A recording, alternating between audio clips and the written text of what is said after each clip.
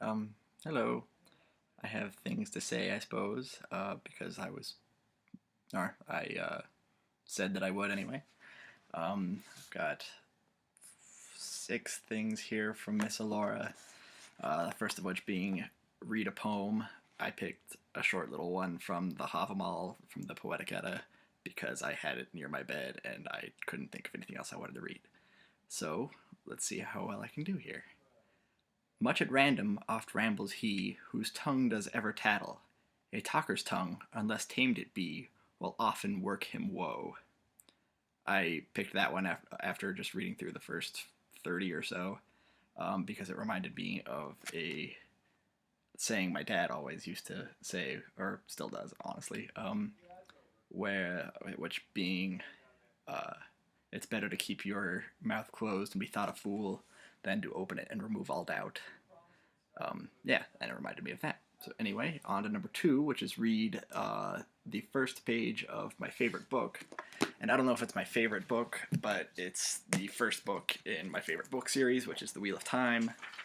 And I don't remember what the first page is because I haven't read this in a couple of years. So starting with a prologue, we will start at the beginning. The place still shook occasionally as the earth rumbled in memory, groaned as if it would deny what had happened. Bars of sunlight cast through rents in the walls made motes of dust glitter where they yet hung in the air. Scorch marks marred the walls, the floors, the ceilings. Broad black smears crossed the blistered paints and gilt of once bright murals, soot overlaying crumbling friezes of men and animals, which seemed to have attempted to walk before the madness grew quiet. The dead lay everywhere, men and women and children, struck down in attempted flight by the lightnings that had flashed down every corridor, or seized by the fires that had stalked them, or sunken into stone of the palace, the stones that had flowed and sought, almost alive, before stillness came again. An odd counterpoint, colorful tapestries and paintings, masterworks all, hung undisturbed except where bulging walls had pushed them awry. Finely carved furnishings, inlaid with ivory and gold, stood untouched except where rippling floors had toppled them. The mind twisting had struck at the core, ignoring peripheral things. Louis Theron Telmon wandered the palace, deftly keeping his balance when the earth heaved. Ilyana, my love, where are you? The edge of his pale gray cloak trailed through the blood as he stepped across the body of a woman, her golden-haired beauty marred by the horror of her last moments, her still open eyes frozen in disbelief. Where are you, my wife? Where is everyone hiding? So that's a brief intro to that fantastic world. I think I started reading those when I was in middle school, and the last book in that series came out about a year ago, putting it at like 14 books at approximately like 800 pages apiece. It's quite the endeavor, but very much fun.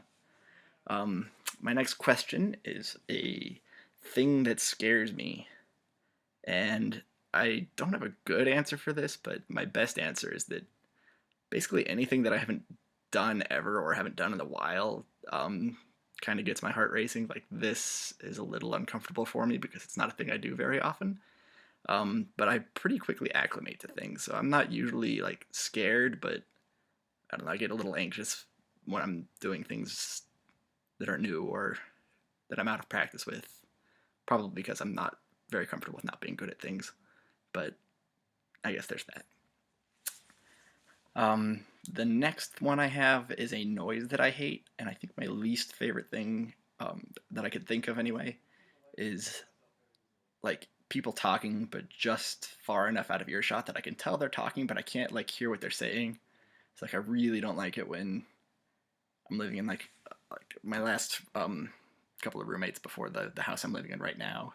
Our walls in the house we were in were really thin, and I could always like hear them talking downstairs like when I was trying to go to bed. It drove me mad because I was like sitting there awake trying to stay or trying to hear what they were saying, but I couldn't. But it was like just enough that like my interest was piqued and it bothered me like crazy. Next question is if heaven is real, what do you hope God says to you at heaven's gates? And I think I would just want like freedom from worry. Like I'm very much not a future-minded person, but Um, just not having to worry about anything ever again. Like if it was just a warm welcome and greeting, and here, take a load off, that would be freaking fantastic. And the last thing is to sing a song, because Alora's mean and either wants me to do some awful black metal thing, which is the only thing I'm good at, or to torture you with my singing voice, which is horrible. And I haven't thought of a thing to sing anyway. So, oh no, I did decide on things. I'm gonna sing Pippin and Merry's drinking song from Lord of the Rings. So, you can drink your fancy ales, you can drink 'em by the flagon, but the only brew for the brave and true comes from the Green Dragon. Okay, so that was pretty long, and we'll see how long this takes to upload, but I hope you guys enjoy it.